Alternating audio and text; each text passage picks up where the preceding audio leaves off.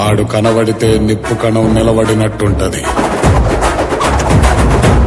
కలబడితే ఏగు సుక్క ఎగబడినట్టుంటది.